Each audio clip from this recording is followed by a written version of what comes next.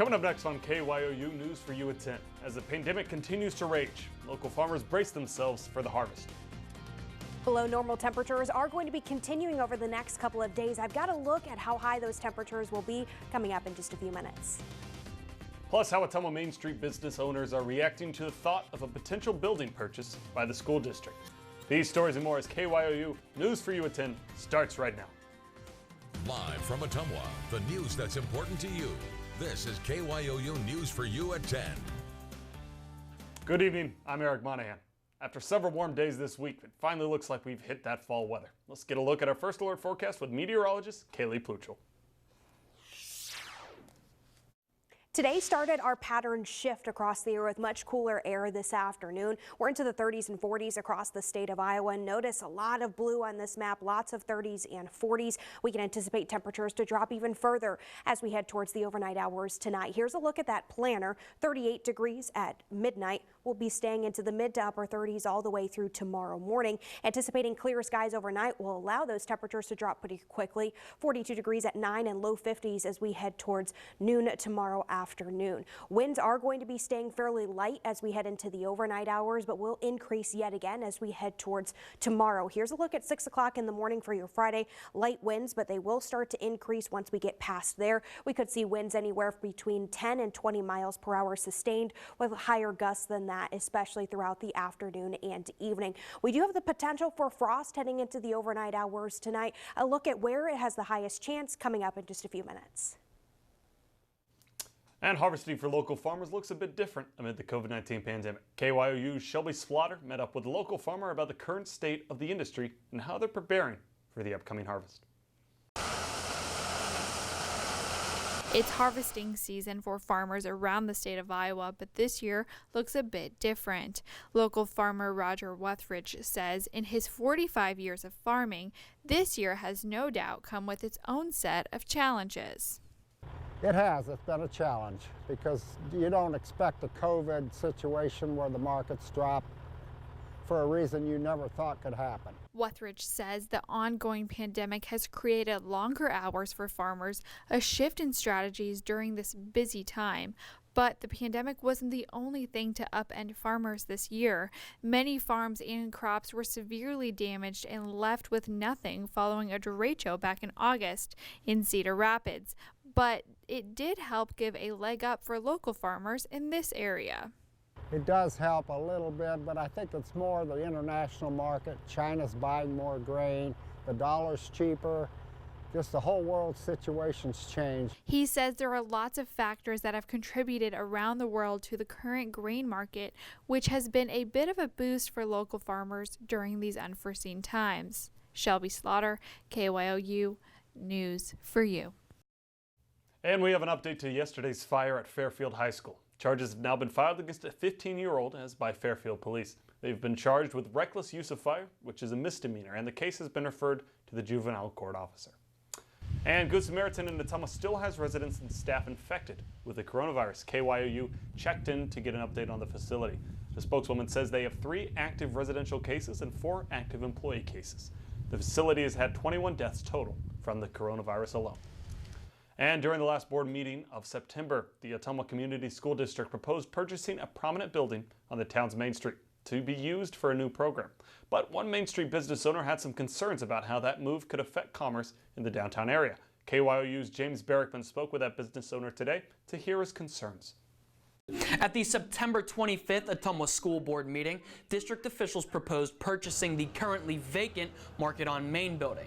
The school said it would hope to use the building as a space to introduce a career and technical education program, better preparing students for the workforce after graduation through partnerships with local businesses. But Dennis Wilhoit, co-owner of News Rapids, is concerned that this purchase could have a negative effect on commerce in the downtown area. But right now our example across the street is Spark Tank, which is right next door, which is another high school program.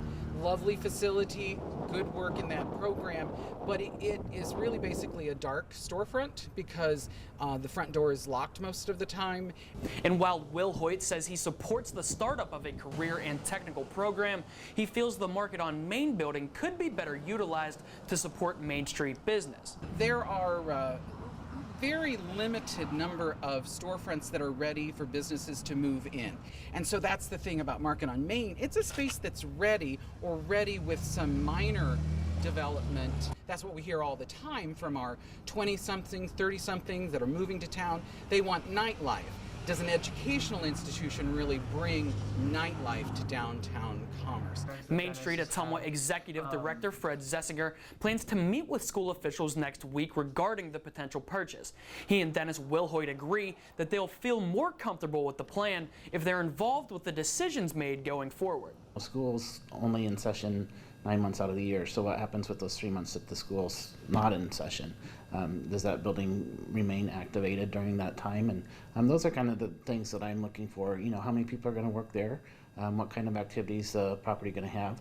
In a statement to KYOU, the Ottumwa School District said in part, the district is excited about the possibilities the purchase of Market on Main presents. We look forward to contributing to the vitality of the Main Street District. The Market on Main purchase has not yet been approved by the school board. The next meeting is on October 26th. I'm James Barrickman. KYOU, News for You. And Ottumwa will get some money to help with the project from the Iowa Economic Development Authority. The money is from Main Street Iowa Challenge Grants. According to Main Street Ottumwa, the $75,000 goes towards Southern Utilities Building Rehab Project. The grants will benefit local improvement projects, including total building rehabilitations, upper story housing renovations, and facade restorations. And now we have an update on the Madison Street buildings to the south in Bloomfield. The two buildings were evaluated in mid-June, and after inspection, it was determined there was asbestos in both buildings. On October 1st, the City Council approved a quote from Duncan Construction to temporarily stabilize the buildings, according to a recent press release. Bloomfield Mayor Dan Wiggins says the removal of the asbestos will begin soon. Just for public information on the buildings, we're getting ready. We're going to do the asbestos removal starting in a week and a half, and then we got plans. We're going to discuss moving forward after that later. And the next City Council meeting will be scheduled for the last week of October. And tonight was supposed to be the second debate for the presidential candidates, what they're doing instead and how they're campaigning. Coming up, you're watching KYOU News for You at 10. You may need that heavier coat out the door as temperatures will be starting into the 30s and 40s and won't be rising too much. I've got to look at that potential for frost and coming up in just a few minutes.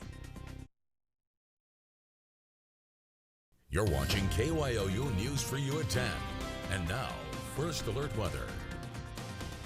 Below normal temperatures are going to be continuing over the next couple of days, and not really a fantastic weekend forecast coming. It will be a bit warmer on Saturday, near 68 degrees, thanks to a southerly wind, but it's going to be pretty windy on Saturday. Once we head towards Sunday, we're going to increase those rain chances, and as that system pushes through, temperatures drop into the mid-40s on Sunday. Here's a look at what you need to know, though, over the next day or so. Patchy frost is going to be possible overnight tonight as temperatures are going to be dropping into the 30s. Windy conditions are going to continue as we head towards your Friday and again through the weekend, where we're going to be seeing gusts upwards of around 30 or even 35 miles per hour.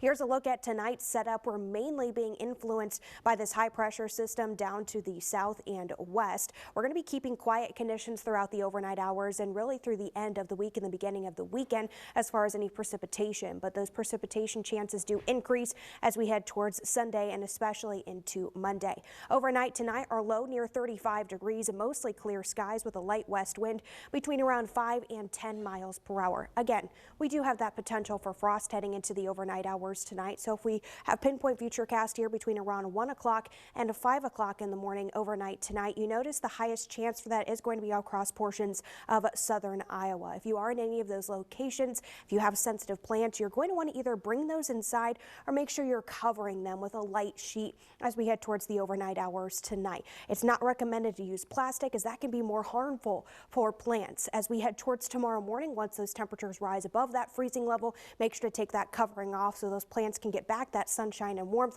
and continue to flourish at least over the next couple of weeks. Here's a look at your planner for tomorrow, where again we start off in the 30s, 42 degrees at 9 a.m. You're going to want to keep that jacket again handy all day long with those below average temperatures tomorrow. 52 degrees at noon, 55 degrees at 3, highs near 57 as we head towards tomorrow afternoon, back down into the low 50s at 6, and 41 degrees by 9 o'clock. We do anticipate partly cloudy skies throughout the day, and again, south breezy winds between around 15 and 25 miles per hour. Here's a look at those forecasted wind ranges over the next couple of days, where I think Friday and Saturday are going to be the main concern for any breezy or windy conditions. Tomorrow, again, from the west or south, anywhere between around 15 and 25 miles per hour. We'll see that shift to the southwest as we head towards Saturday. That's what's going to bring in that warmer air and allow those temperatures to reach around 68 degrees. But again, gusts could be locally higher at around 40 miles per hour possible on Saturday. The winds start to die down as we head towards the end of the weekend and into next week. Our temperature outlook from October 23rd to the 29th, we've got that higher chance of seeing cooler than normal weather, and we've already been experiencing that today, and we'll continue that over the next couple of days as well, but it looks like it could be in our long range forecast as well. On the other side of that, our precipitation outlook as we head towards the end of the month, we've got a bit of a higher chance of seeing wetter than normal conditions across our area, so something we're going to keep a close eye on for any of those precipitation chances coming over the next couple of days. Here's a look at the rest of that 7-day forecast. Highs near 57 degrees tomorrow, windy and a bit warmer Saturday, highs near 68. Then we cool down into the 40s with our next chance of precipitation coming Sunday and into Monday. Low 50s Monday, and we're into the 50s and 60s next week. Lots of cloud cover, though, as systems will continue to be pushing through, and lows overnight stay in the 30s. Back to you. Thanks, Kaylee. Tonight should have had the two presidential candidates going head-to-head on the stage instead of appearing on two town halls on different networks at the same time. Alice Barr's in Washington with the latest as we get closer and closer to Election Day. Long lines today in North Carolina as early voting begins in the high-stakes battleground state where President Trump held a rare afternoon rally. I was elected to fight for you harder than any other president has ever fought for our country's people. The president making his case for a second term, while new jobs numbers today show 898,000 Americans filed first-time unemployment claims last week, the highest number since late August. Democratic rival Joe Biden heading to Pennsylvania for an ABC News town hall tonight, airing the same time President Trump will field voters' questions in an NBC News town hall in Miami. The dueling forums replacing a traditional face-to-face debate, scrapped in the wake of the president's COVID diagnosis. And as Biden announces a record $383 million fundraising haul for September, far outpacing the Trump campaign, former President Barack Obama is preparing to join Biden on the campaign trail, making the case for how voters should judge their choice for president. Are they people who are instinctively generous in spirit, right? And that is who Joe is. While Biden's current running mate, Senator Kamala Harris, announced she's canceling her travel schedule through Sunday after two people connected to her campaign tested positive for coronavirus. The campaign says she's not had recent close contact with either person. The presidential candidates were both tested for COVID before tonight's town halls, both reporting they came back negative. In Washington, Alice Barr, NBC News. And the U.S. has passed its 8th million case of the coronavirus. That's another million in just 3 weeks. Many of the new infections have been here in Midwestern states that weren't hit as badly as the Northeast and West Coast in the earlier days of the pandemic. Michigan, Missouri, North Dakota, and Ohio all reported record numbers of new cases today. And public health experts blame the rise on a combination of cooling weather and a growing reluctance to adhere to restrictions meant to stop the spread of the virus. And in Washington, the question and answer portion of Judge Amy Coney Barrett's confirmation hearing is now complete. The Senate Judiciary Committee votes next Thursday whether to send her Supreme Court nomination to the full Senate. Here's John Lorink on whether Barrett will know if she could be the High Court's latest addition. Judge Amy Coney Barrett moving closer to a seat on the Supreme Court of the United States. I would say you're one of the greatest picks President Trump could have made. Barrett was grilled over a 2-day period on issues including health care, voting rights, and the environment. Do you believe that climate change is happening and is threatening the air we breathe and the water we drink? I will not express a view on a matter of public policy, especially one that is politically controversial. You've made your point clear that you believe it's a debatable point. If Barrett is confirmed, she will succeed the late Justice Ruth Bader Ginsburg and give the High Court a 6-3 conservative majority. We've seen that our Democratic colleagues have very few questions, actually, to raise about Judge Barrett's qualifications. Among the questions Barrett wouldn't answer included whether she would recuse herself in a possible legal battle over November's presidential election. I certainly hope that all members of the committee have more confidence in my integrity than to think that I would allow myself to be used as a pawn to decide this election for the American people. I'm John Lawrence reporting. And according to 4 senators, 2 from each party, there were no red flags in Barrett's FBI background check. And YouTube says it's taking steps to stop conspiracy theories like QAnon from spreading on its platform. It said it will now prohibit content that threatens or harasses someone by suggesting they're part of any conspiracy. YouTube did not commit to banning QAnon specifically. The theory claims there are dozens of Satan-worshipping politicians and A-list celebrities who work with governments around the world to engage in child sex abuse.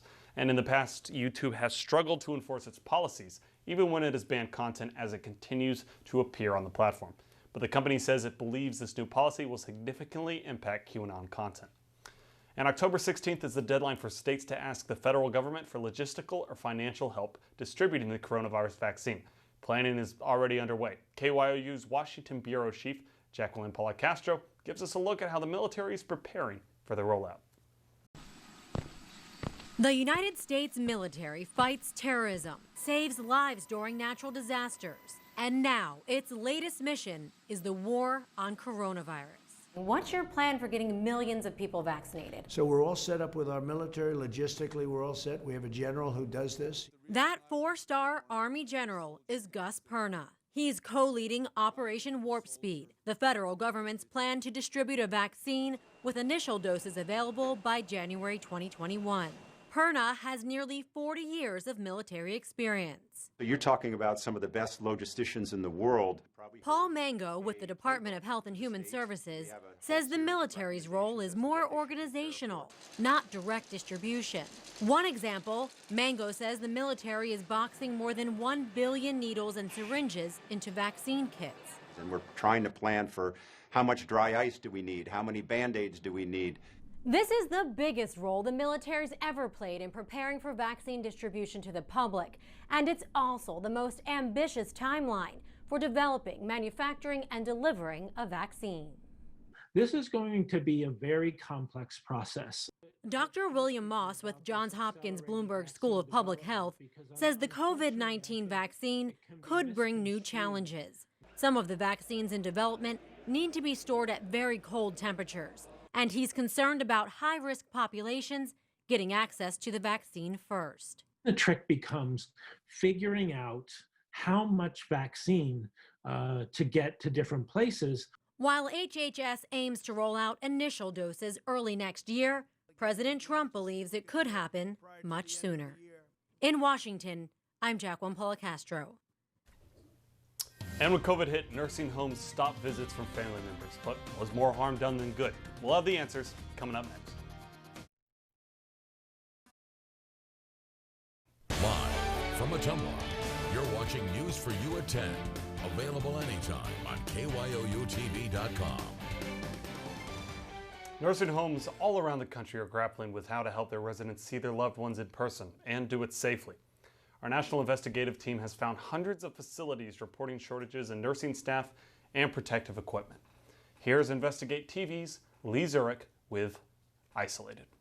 It's not easy lying to a 92-year-old mother with a smile like this. It was just a constant bunch of lies to trying to appease her because we didn't know what to do. We didn't know when it would be. Betty Virginia Stark just wanted to see her 2 girls. Girls, you never know how much I missed you and love to see both of you. Somehow, some way, we've got to get together. Share our love. But her daughters had to lie about possible upcoming visits to her Missouri nursing home. The hope, try to keep Mom alive. She wanted to go because she couldn't see her family. The 6 months was hell. She had no reason to live. It was devastating watching that. Carla Helmig used to visit their mother 7 days a week. Jill Stark 3 or 4. Homes across the country shut off the outside world. after COVID started spreading in the spring. I know that my mother would have rather had visits with us and got it than to not had us for the last 6 months. COVID is killing people in multiple ways. It's killing them as a virus, infecting them, but it's also killing them through social isolation. In September, the federal government issued new guidance that helps determine when and if visitors should be allowed. Those rules include making sure there is adequate protective gear and staffing. But we found 3,000 nursing homes reported they had a nursing aid shortage. Nearly 1,000 didn't have any N95 masks. I think we have to be careful that we don't take the easy way out and just say, well, let's just not allow visitation. So allowing visitation means doing some work. It means making sure that the families and friends and visitors have masks, have personal protective equipment, are tested to make sure they don't have the virus. But if we do that work, we can respect the dignity and the rights of the residents. Nursing home executives call it a conflict, trying to keep COVID out of homes while trying to allow elderly residents to see their family. I know it's been frustrating, and I'm sure very hard on these residents, but we've really got to protect their lives, and I think we need to err on that side. For Carla and Jill, the easing of restrictions comes too late. On September 22nd, Betty Stark died of natural causes. She would tell us forever that just seeing her kids was all she had. It's all she had to look forward to. Two sisters hope their story will help force nursing homes and the federal government to do more and pull vulnerable residents like their mom out of isolation. It's just total disrespect for our seniors.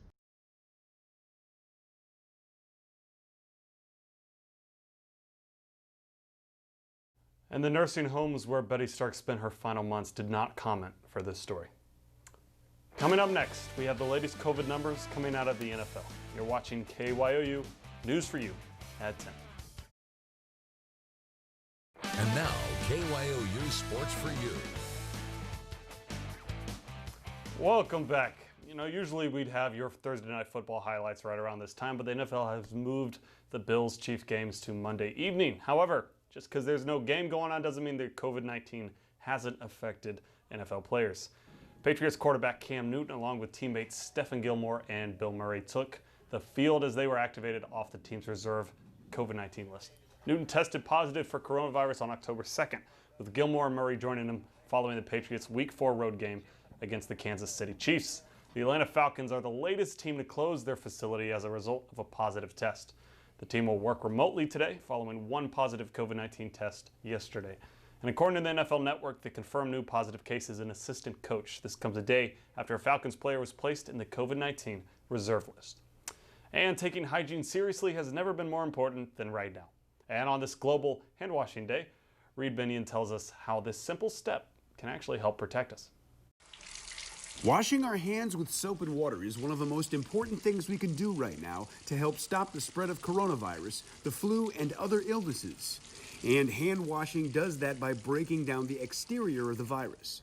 Underneath the spiky crown of the coronavirus is the outer layer made up of lipids, or fats. Washing dishes covered in fats like grease or butter with only water won't get them clean. It's the same thing with the virus. But add soap and the grease, or in this case, the lipid layer, breaks down, so the virus can't bind to human cells. Neurosurgeon Dr. Sanjay Gupta demonstrates it takes more than just rubbing soap over your hands to get the job done. Make sure you really interlace your fingers like this, and then also turn your hands over. Don't forget the backs of your hands. People often forget that. Both sides. Get it really well. And then I'll actually get underneath the fingertips here and even the nails a little bit to make sure you clean underneath there. And then you got to get the thumbs. Gupta also suggests singing the birthday song twice to make sure you've washed long enough. For today's Health Minute, I'm Reed Binion. And that's all we have for tonight. Thanks for joining us for KYOU News for You at 10. We'll see you right back here tomorrow. Until then, for news and the latest First Alert forecast 24 hours a day, Check out our Facebook page or Twitter page. Give it a like, give it a follow, and visit our website, KYOUTV.com. Have a wonderful night.